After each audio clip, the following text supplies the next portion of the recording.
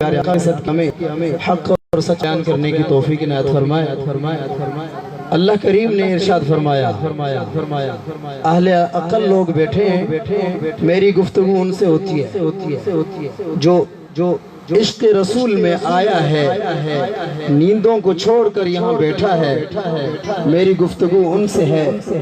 اللہ کریم نے ارشاد فرمایا یا ایہا النبی انا ارسلناک شاہدا ومبشرا ونذیرا لتؤمنوا باللہ ورسولہ وتعزروہ وتوقروہ وتسبحوہ بکرۃ واسیلا۔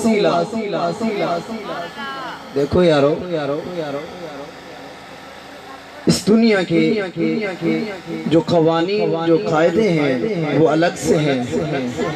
ایک حکمران ہوتا ہے، جب ان کے دربار میں کوئی جاتا ہے تو لوگ سکھاتے ہیں کہ یارو جب بادشاہ کے سامنے جانا تو اس طرح بیٹھنا۔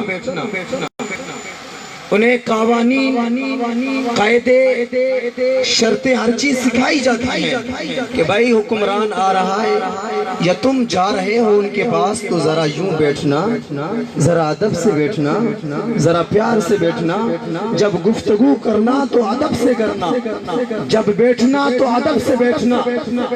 لوگ ہمیں سکھاتے ہیں ایک بادشاہ کے لیے، ان کی دربار میں جانے کے لیے بندے کو قوانین سکھائے جاتے ہیں کہ یوں بیٹھنا ہے تمہیں اور یوں تمہیں بات کرنی ہے۔ لیکن یارو قربان جائیے ان کی دربار پر، قربان جائیے رسالت مآب کی شان پر، جن کی آداب خود خدا ہمیں سکھا رہا ہے۔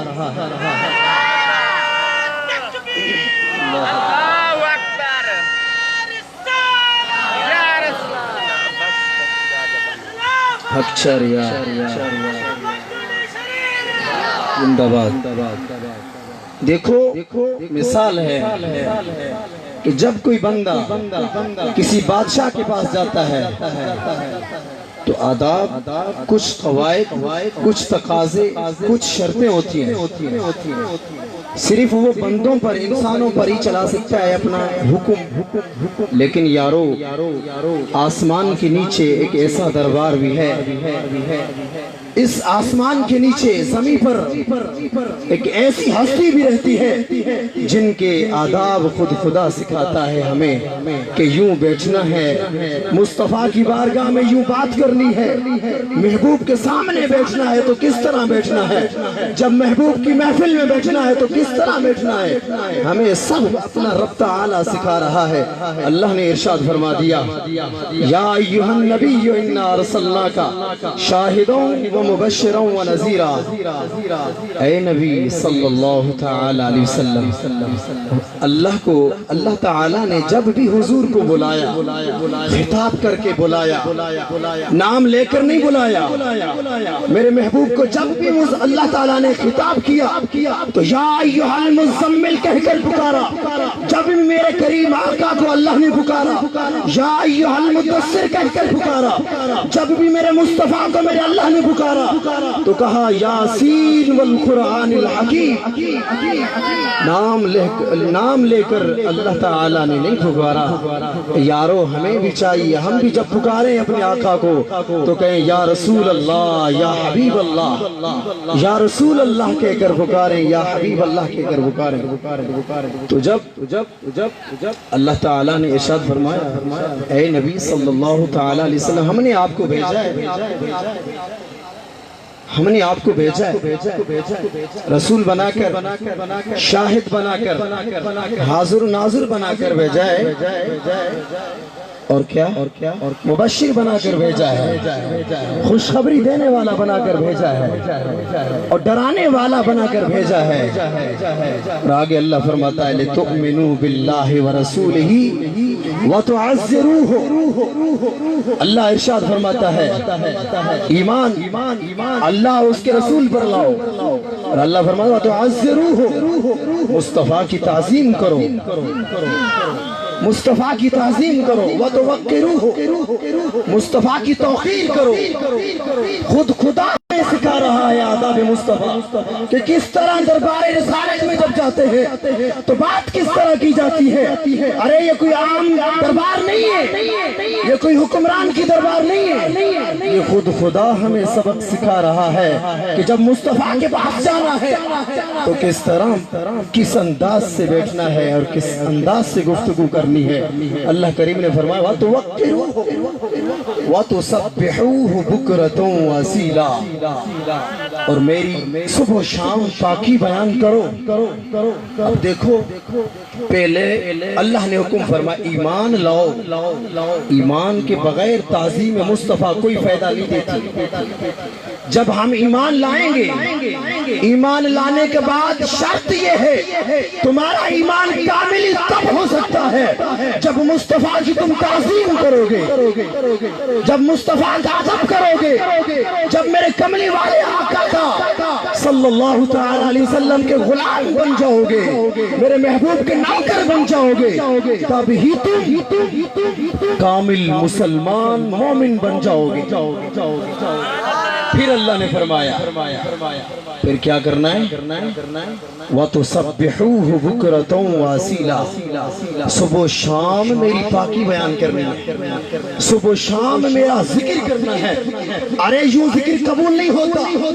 تعظیم مصطفیٰ کے بغیر تمہاری نمازیں تمہارے منہ پہ ماری جائیں گی, تمہارے حج تمہارے منہ پہ مارے جائیں گے, تمہاری زکاتیں تمہارے منہ پہ مارے جائیں گی. لیکن اللہ فرماتا ہے ایمان لانے کے بعد مصطفیٰ کے نوکر بن جاؤ, مصطفیٰ کی تعظیم کرو, مصطفیٰ کے نوکر بن جاؤ. پھر میں تمہاری نمازوں کو بھی قبول کروں گا, تمہارے حجوں کو بھی قبول کروں گا, تمہاری نفلی عبادات صدقات خیرات کو قبول کر دوں گا. یارو وہ دربار ہے. اللہ کریم نے فرمایا ایک صحابی رسول تھا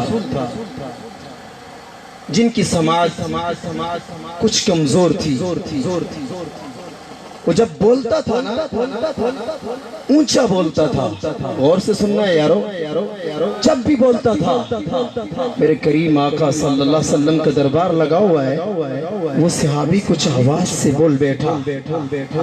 اللہ کریم سے کب منظور تھا کہ میرے یار کے سامنے کوئی اونچی آواز سے بولے. اللہ پاک نے فرما دیا سورہ حجرات کے اندر یا ایھا الذین آمنوا لا ترفعوا اصواتکم فوق صوت النبی. اللہ پاک نے فرمایا اے ایمان والو, اے ایمان والو, اے میرے محبوب کے غلاموں, میرے محبوب کے دیوانوں, میرے محبوب کے متوالوں, میرے محبوب کے عاشقوں, میرے محبوب پہ مر جانے والوں, جب بھی حضور کی بارگاہ میں بیٹھو اپنا آواز نیچے رکھو. نعرہ تکبیر, نعرہ رسالت, نعرہ خلافت, نعرہ حیدری, عظمت مصطفیٰ, شان مصطفیٰ, مقام مصطفیٰ, نعرہ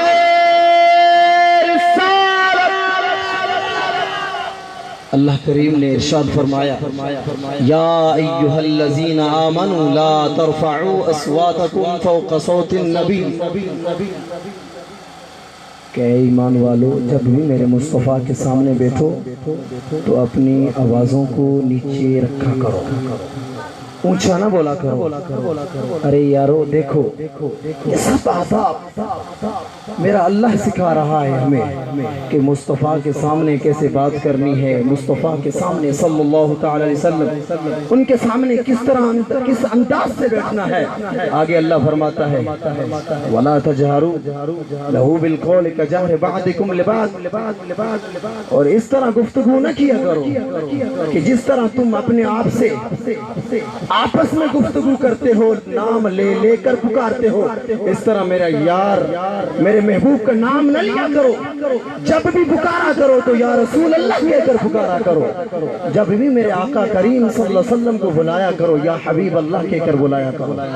آگے اللہ فرماتا ہے ایسا نہ ہو کہ تمہارے عمل ضائع کر دیے جائیں اور تمہیں شعور بھی نہ ہو، تمہیں پتہ بھی نہ چلے۔ ارے نمازوں پہ ناز کرنے والے، حجوں پہ ناز کرنے والے، طوافوں پہ ناز کرنے والے، زکاتوں پہ ناز کرنے والے، جب تک تیری دل میں مصطفیٰ کی عزت نہیں ہے، جب تک تیری دل میں محبوب کی عظمت نہیں ہے تو اس وقت تک تیری نماز ضائع ہے، قابل قبول بھی نہیں ہے۔ اللہ فرماتا ہے اگر چاہتے ہو کہ نمازیں قبول ہو جائیں، اگر چاہتے ہو کہ حج قبول ہو جائیں، اگر چاہتے ہو زندگی کا مقصد بھی یہی ہے حضور کی عزت کرنا، حضور کی تعظیم کرنا، حضور سے محبت کرنا، حضور سے دل لگانا، ارے یارو پھر تو یہ میلاد بھی ہمارے قابل قبول ہے، یہ محفلیں بھی ہماری قابل قبول ہے، جب تک ادب مصطفیٰ سینوں میں ہے انشاءاللہ العزیز عاشق اس دنیا میں بھی کامیاب اور آخرت میں بھی کامیاب۔ سبحان اللہ۔ بس آخری بات محبت کی بات، کیونکہ صاحبزادے بیٹھے ہیں، مجھے بڑی خوشی ہو رہی ہے۔ واہ یہ خوش نصیبی کے بات ہے حافظ الملت کے سامنے یہ ناچیز فقیر ادنا سا بے خوش قسمتی ہے یارو، اپنے بچوں کو بھی بڑھاؤ۔ یہ جہاں بھی میرے مرشد کریم جاتے ہیں کیا پیغام دیتے ہیں؟ کوئی آپ سے پیسے لیتے ہیں؟ نہیں، یہی پیغام ہوتا ہے کہ اے مریدو اپنے بچوں کو قرآن کی تعلیم دے دو، اپنے بچوں کو حافظ قرآن بناؤ، اپنے بچوں کو عالم دین بناؤ۔ میرے یارو ایک صحابی رسول تھا صلی اللہ تعالی علیہ وسلم، اس نے میرے کریم آقا سے پہلے ایک ایسا عمل کیا، وہ عمل کیا تھا، اس نے محبوب صلی اللہ تعالی علیہ وسلم سے پہلے ذبح کر دیا جانور کو۔ میرے کریم آقا نے نہیں کیا تھا، اس نے پہل کی۔ دوسری روایت ہے، یہ روایت حضرت جابر رضی اللہ تعالی، پھر اور حدیث ہے حضرت ام المؤمنین عائشہ صدیقہ رضی اللہ تعالی عنہ کی، آپ فرماتی ہیں ایک پہلے تو رواج تھا، ابھی بھی ہے، پایا جاتا ہے کہ رمضان سے پہلے ایک روزہ رکھا جاتا ہے، کہتے ہیں بھئی شکرانے کا روزہ ہے، اس وقت کسی نے رکھ دیا رمضان سے پہلے روزہ، تو اللہ کریم نے آئے پاک نازل کر دی۔ اللہ کریم نے فرما دیا سورہ حجرات کے اندر، یا ایھا الذین آمنوا لا تقدموا بین یدی اللہ ورسولہ، اے ایمان والو اللہ اور اس کے رسول سے آگے مت بڑھا کرو، میرے مصطفیٰ کے پیچھے چلو، ہر چیز سے پہلے میرے مصطفیٰ ہیں پھر آپ۔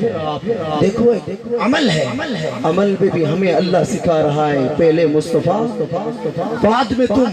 یہ آداب، تقاضے، قوانین، شرطیں یہ خود خدا سکھا رہا ہے ہمیں۔ ارے جہاں سے میرا آقا گزرتا تھا، جس راستے سے آپ کا گزر ہوتا تھا، خدا کی قسم بے جان چیزیں بھی مصطفیٰ پہ کلمہ پڑھتی تھی، پتھروں پہ گزرتے تھے، پتھر بھی پڑھتے تھے، اور اگر شجر کے سامنے آ جاتے تھے تو شجر بھی سجدہ کرتے تھے۔